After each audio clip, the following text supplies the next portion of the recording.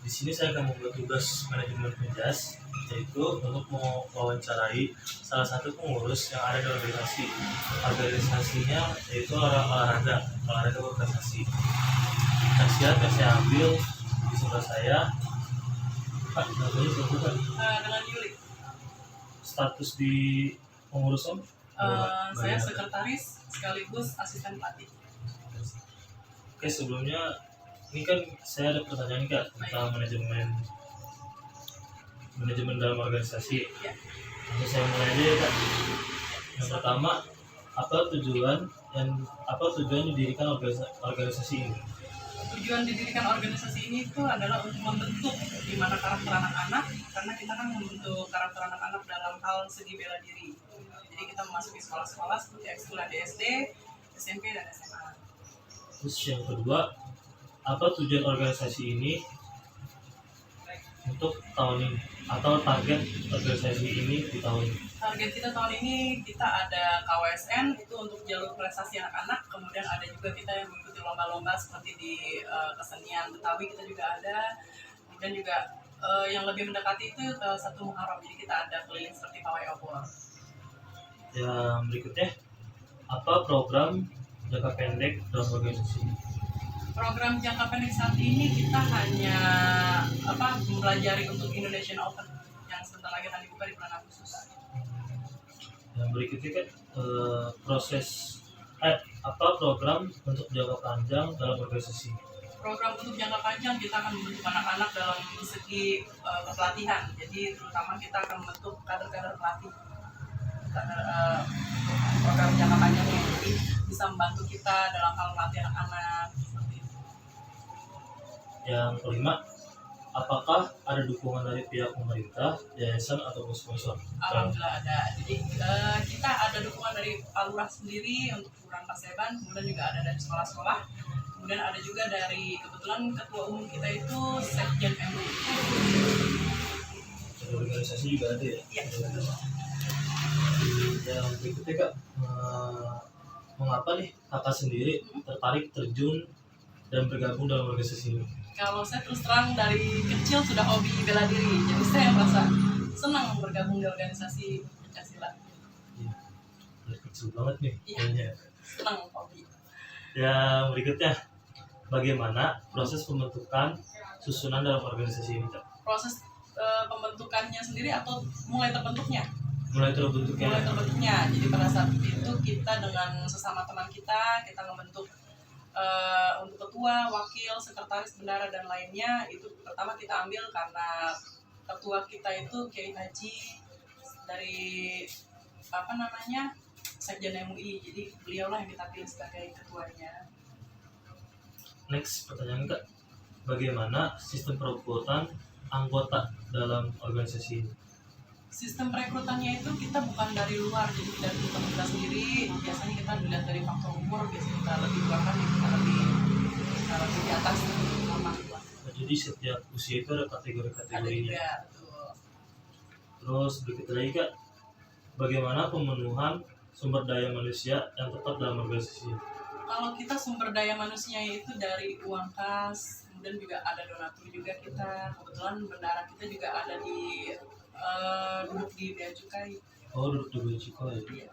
Jadi tertopang semua ya? Iya, betul. Terus yang berikutnya Kak, bagaimana pemenuhan sumber daya alam dalam memenuhi kebutuhan organisasi? Sumber daya alam biasanya kalau kita itu dia berkaitan dengan makanan seperti itu ya.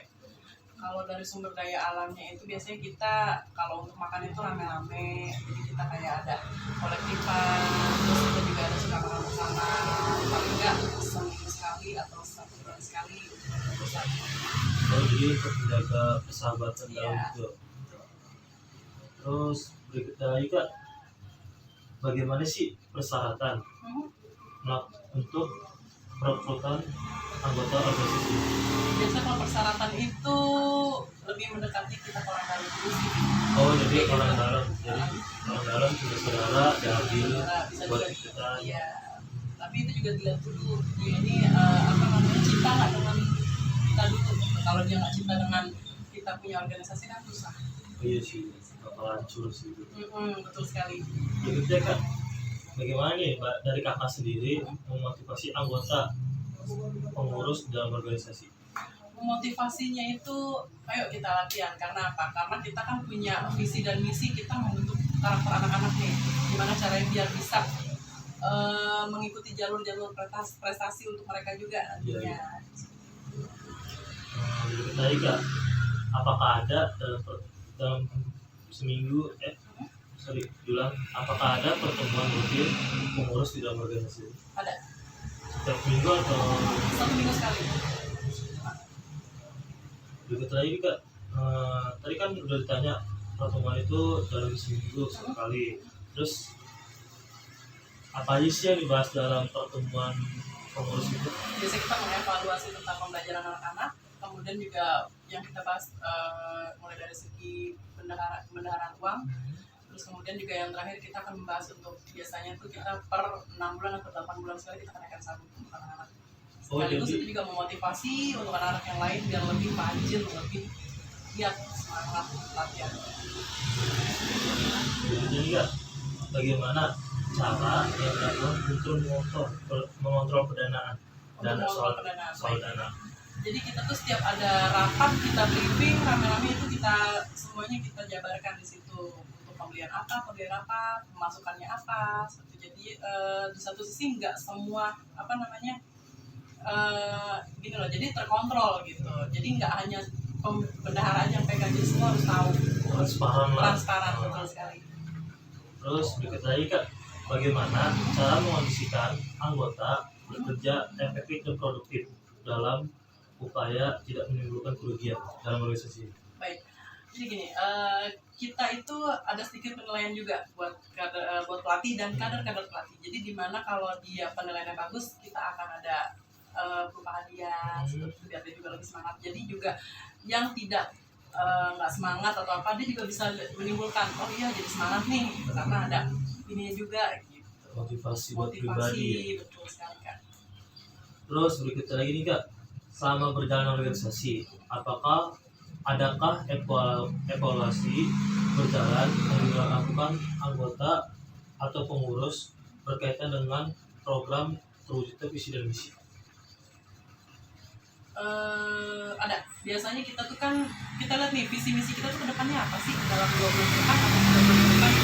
Biasanya itu kita pasti ada, oh ini misalnya si A, oh ini harus di seperti ini nih, si B harus seperti ini. Karena kan kita ibaratnya sebagai pemimpin harus bisa memimpin anak-anaknya atau anak-anak kecil gitu, seperti itu sih. Persiapan juga buat mereka pribadi ya sebenarnya. Terus berikut lagi Kak, jika ada anggota yang lalai terhadap tugas dan tanggung jawabnya, langkah yang dilakukan Kakak sebagai pengurus nih bagaimana? Kita panggil, kita tegur. Apakah ada hukuman yang lain selain itu? Biasanya sih dua kali panggil, 2 kali tegur. Kalau memang 3 kali nggak bisa, terpaksa kita keluarkan. Oh, dikeluarkan tugas juga sebenarnya. Iya. Berikutnya Kak, adakah saran nih agar sistem organisasi berjalan secara dengan baik bagi Kakak sendiri? Ada. Apa itu Kak? Biasanya kita jangan memunculkan ego kita, itu nggak baik, itu nggak boleh dalam hubungan, itu nggak boleh. Jadi sebisa mungkin kita punya masalah, kita selesaikan dengan baik. Kita panggil yang bermasalah, kita bicarakan baik-baik. Jadi dengan sebisa mungkin kita bicarakan masalahnya. Terima kasih nih Kak, waktunya sudah selesai. Mohon maaf jika waktu Kakak. Terima kasih sebelumnya. Assalamualaikum warahmatullahi wabarakatuh.